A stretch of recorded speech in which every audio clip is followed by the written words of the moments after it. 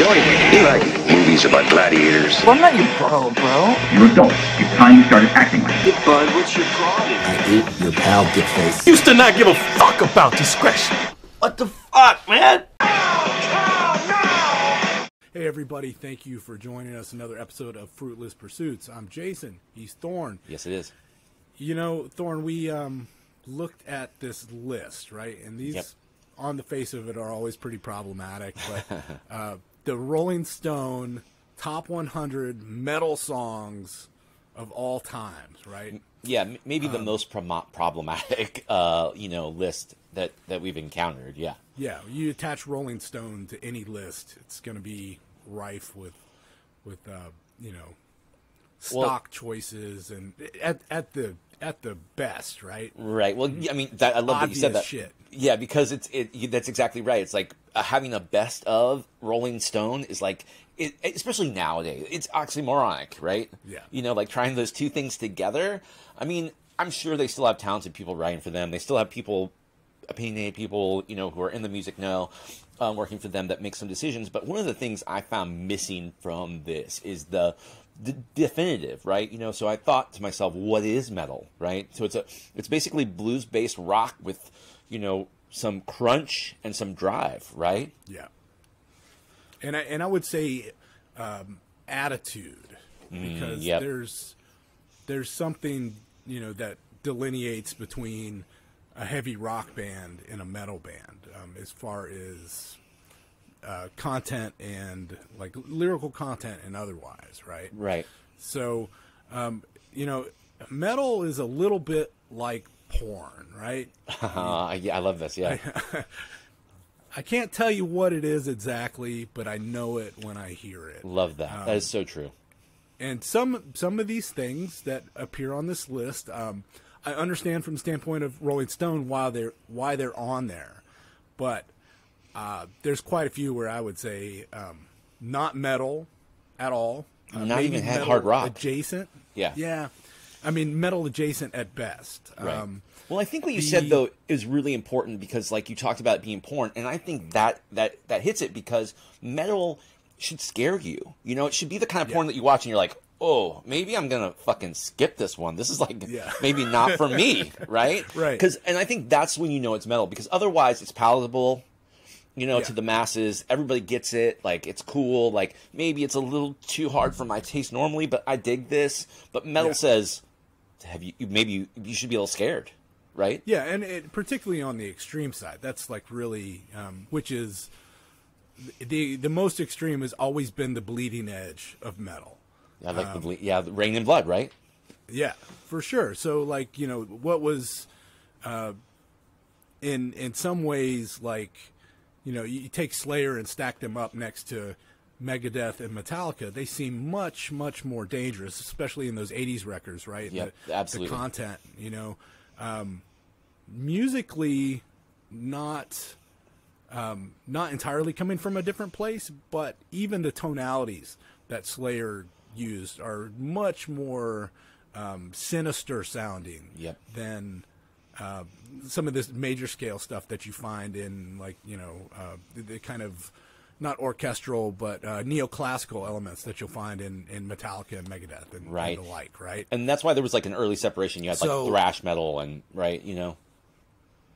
Right. So we say all that to say that, good enough job, Rolling Stone. Like, we get it. You're gonna fuck this up one way or the other, and we forgive you. It's fine. There's some good picks. Yeah, agreed. On here, the most of them dwell in the 50 to 100 range. That's what I found. Well, and that's where the surprises are. Yes, and there's there's somebody there. That was my first instinct. It was like, this is a list that was compiled by somebody who doesn't listen to and doesn't like metal. But there's somebody in that office that at least is, somewhat in the know, because you find, Crowbar in there, and you find, of course, Mastodon and the likely suspects, like the biggest metal acts of the last 10, 20 years. Right. What's missing is even more kind of stunning, though, when you go through and you realize that there's so much like hard rock stuff in here. They put some Pop. really wishy-washy new metal bullshit in here. Mm-hmm. I'm looking at you, Kitty. There is definitely an overrepresentation of classic stuff, right? Yeah. We all know Black Sabbath. I appreciate that they put Dio Sabbath in there too, but Sabbath, Metallica, Iron Maiden. There's even multiple Megadeth entries. All great songs, but you only had 100 to work from. So why are we duplicating these? Why are we not giving shine to, some of these, I sent you like a short list because I've been thinking about it all day. And I was just like over and over in my head and was like, why is this not on here? This is, this is crazy. These are maybe obscure to Rolling Stone readers, but like to anybody that listens to metal, these are pretty much household names, right? Right. Staples in the genre. And for me, when you start also looking at it, what their selections were, and like the stuff that's kind of like hangs in the hard rock stuff didn't bother me, but it's the stuff that is pop, like Def Leppard and etc. You know what I mean? Like that especially when like you go like, okay, well, where's Nine Inch Nails? Where's Queens of the Stone Age? Where's I can find a metal like song from Ween that's probably better than half this shit. So I feel like if you're just looking at metal songs, I think that they definitely missed the boat. Yes, for that. Agreed. And there was a lot, but like, so what would you say was the most glaring omission that you found? I mean, I feel like just like when I think about the definition, things like, because they became big band, like them Crooked Vultures, Queens of the Stone Age. I definitely feel like when you look at albums like, like the most popular album, right? That first track off Songs for the Deaf. Thank you. So Jesus there's what that band calls battleships, right? And then if you get to even like your least favorite record, Someone's in the Wolf, is like a metal song if I've ever heard one, and it's from Rated R, right? Yeah, no, it's not from Rated R. It's from from Lullabies, right? Exactly. Thank you so much. Like Nine Inch Nails, like not even any of their industrial records, but like The Slip, which is pretty much a metal record. You have like 1 Million, We're Letting You Get Away. I mean, just that record is a metal record, right? So, I mean, I think you encounter bands like that. Dillinger Escape Plan, I wouldn't have picked what you said was the song, but like Irony Is a Dead Scene to me is a song.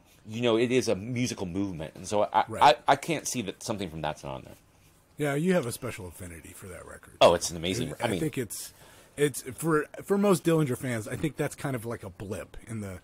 But I get where you're coming from because that was your entry point to the band, and you were like, I don't know what this is, but I fucking like it a lot. Yes, exactly. So I get that. I think that's a fair criticism.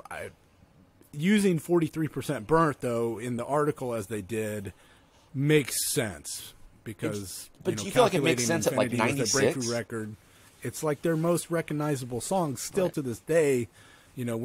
Before they broke up, they still played that. Yeah, at every show. So, Jason, I think that's a fair assessment. Queens, there's definitely songs that you could pick from Queens of the Stone Age that should go in there. Right. Now, is it blurring the line between metal and hard rock?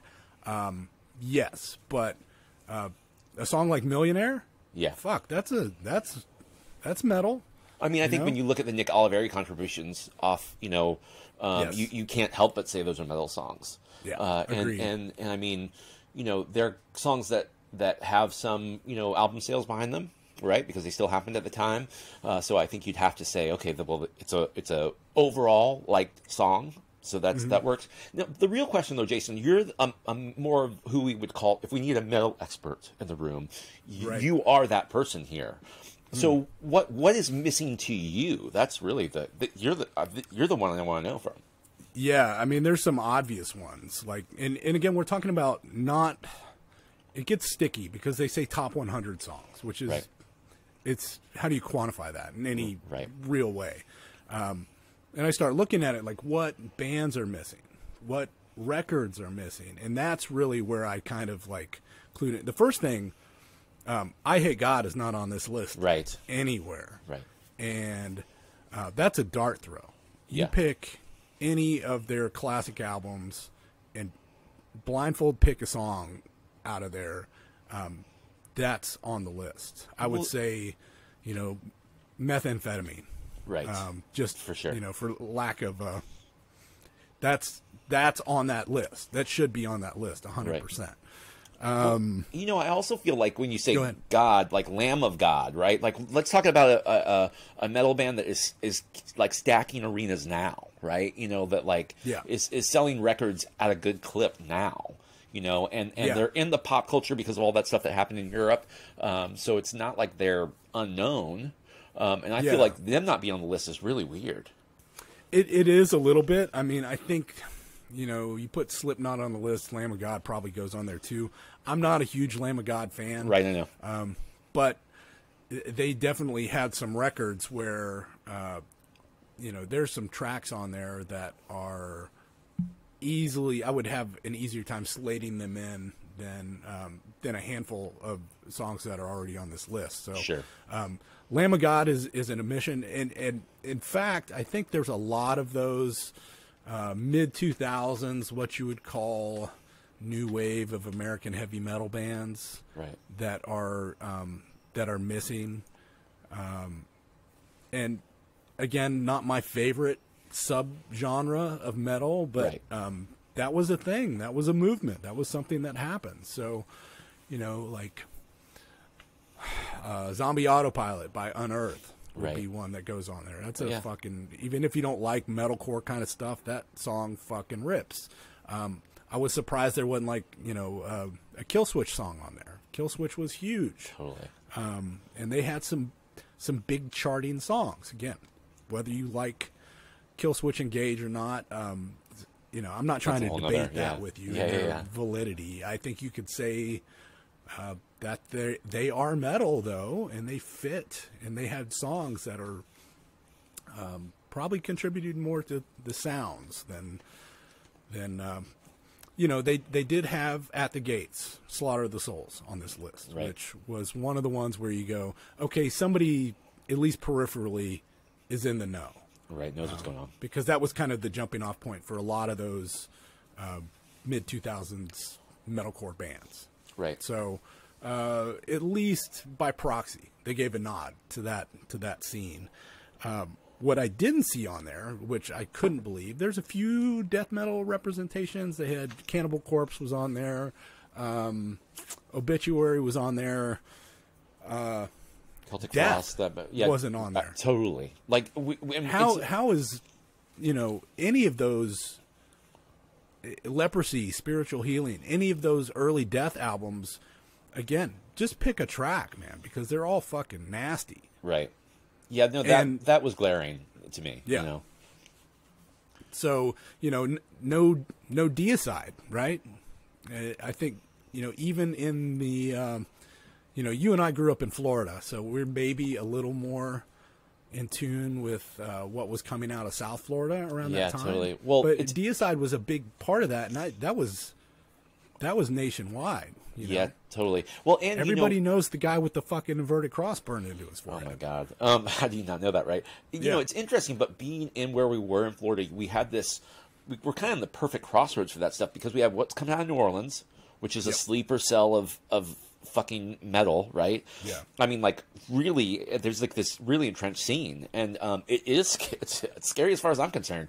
And there's also the South Florida stuff, as you're saying. It's really interesting. It was it seemed like we were far familiar with things like that other people in other areas weren't, because we were in those crossing grounds. We're in there. Sure. I mean, a band like Acid Bath, I think everybody where we grew up knew about Acid Bath. Totally. And they've had this weird revival where people have discovered those records 20 some odd years later, and now they're kind of revered. But like back then, you'd go to an Acid Bath show, and maybe they were opening for I Hate God or Soylent Green or somebody like that, and there were not a lot of people at the maybe 150 people at the show at best. So, I think that happened to me a bunch. That's an interesting development. Yeah, a bunch. There would be a lot of bands that I would think, oh my gosh, I've just heard this name so prevalently. I know who this is. It's not my it's not my genre. It's not my thing. But like, I'll go to you with a show with you or another friend, and I would be like amazed at what I perceive their impact to be, and then the amount of people there. Now, it made for a far better show as far as I'm concerned, right? But Yeah. like, it was an interesting thing, you know, it was an interesting development in that for me. Sure. Another band that you mentioned yesterday when we were kind of chatting about that I thought was interesting, and again, it kind of straddles this line, you know, what's metal, what's hard rock, but a band that I very much love was Alice in Chains, right? Oh yeah, I mean that first record, Man in the Box, you know, I think it was a metal record. Record was absolutely it is, and I mean there's a lot of tracks off Dirt that you could say that's a metal song. Totally. And it's interesting because I think, you know, when you have, you know, you had Alice in Chains at their most metal was those early records. Now I think MTV pulled them down the tracks a little bit to what we might consider alternative or blues rock or whatever. Sure. And more power to them, honestly. You know, but like Soundgarden to me, being one of those bands, got more metal, like, you know, and in spite of success, right? Because you had things like Black Hole Sun and things like that, but on the same records you'd have 4th of July, you know, Bulldozer, like things that were like, and it's a band that's some of the parts, right? Because you have basically 4 amazing songwriters, and so you're going to get this really diverse thing going on with those records. And I think that they get overlooked for that reason because, you know, we're pigeonholing here, right? And that's the other problem with these lists is that we're like sticking things in this little box instead of like, gosh, you know what? This is a metal song, but it's by a country band or something. Yeah, like use that, your you know? ears, not your eyes, right? Yeah, totally, absolutely. I mean, I still contend that Soundgarden 4th of July is maybe the best Doom song ever written. Oh, hands down. It's just one of those crushers where you're like, where did that come from? And it's like you said, it sits on one of their most commercial albums, so you can't discount that. No, and I think that's the pudding, right? You know, it's like, and this is what we urge our viewers, listeners, etc., to do is like find music and don't discount it because it's in the country bin or it's, you know, it's this thing or that thing. Like what you're looking for is great stuff, and you know, with that in mind, what's missing from these lists and from us talking about right now for you? You know, tell us in the comments about what the things are that we aren't catching. You know, because there's also the punk adjacent stuff. You know, and you know, there's like Fear from New York in the early '80s. I think, you know, had they gotten like a little nudge, a little kick to the left, they would have been you know, a little more metal than punk, and you'd have that thing going that way. You know. Just to correct you, I think Fear is a West Coast band. But Okay. yeah, But agreed on the sentiment. Yeah. A couple that stuck out to me as well is like, I don't care if you're a Left Hand Path guy or a Wolverine Blues guy, but Where is Entombed? Oh yeah, totally. You gotta have one of those tracks. Again, I don't, if you're a Heartwork guy or a Corporal Jigsaw Quandary guy, Carcass is not on this list anymore. Oh yeah, man. They have to be on there. I mean, you've got Bolt Thrower, you've got Napalm on there. Where's Carcass? Yes. And then Voivod. Voivod was one of those bands that, you know, probably a little too weird for a lot of people, like when they were around, but they were a real paradigm shifting band that just, you know, again, you're going to put System of a Down or something like that. Right. Yeah. No. In their place. I don't know. It just, you know, again, I hate to come back to this what's metal, what's not, but you know, hey, metal is about, to some degree, gatekeeping. I'm sorry, kids. It is. Yeah.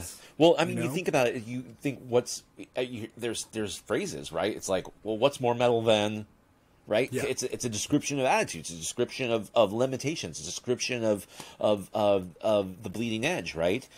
And so, you know, in that same vein, right? It's, you know, there were so many songs that they picked that it's like, that's not the song from that band. Like, really, like, I think lists like this should dust the, you know, get the dust off some things. And I think that's my biggest critique with it. It didn't really do that. It didn't really, you're not going to read this list and like, oh, what's this? You know what I mean? Because that's what you want to happen. You know, you go to these sites, you go to these magazines to learn, to like grow, to like expand your horizons. And if that's not what's happening, then Like, fuck them. Yeah, you know? and I mean, as somebody like yourself who is kind of casually, like, you know, in and out of metal, right? You Right, can so- kind of pick and choose what you like. There's stuff that you like. There's stuff that is just like noise to you. Right. I get it. But somebody like you looks at a list like this, and you're like, I know all these bands. I think there's something wrong with that, right? Yeah. If Oh, you're exactly. creating a definitive list. Right. Yeah, and I know all these bands, and half these I'm already not interested in, and that, you know, that's not always the case. But like, you want to like find a list like that and go, oh, what's this? You know what I mean? Yeah. And, like, Let me look into that. fall down the rabbit hole on that stuff. You know? Yeah. And that's what it should be. And if it's not, it's telling you what Taylor Swift did yesterday. You know? Yeah. I mean, that's Rolling Stones. Yeah. Well, it's you know, unfortunately, it's a lot of that stuff now. Yeah. Well, we will link the article that we're referencing in the comments below or in the description there, and you can go check it out for yourself. Yeah. And please, by all means, leave a comment. Let us know what you think is the most egregious omissions here, because there's plenty, and like, you know, my mind was kind of turning, and there's entire genres that are not represented here. So leave that below for us, and click like, subscribe, all that fun shit. We appreciate it, and we'll check you next time. Indeed. Thanks, guys.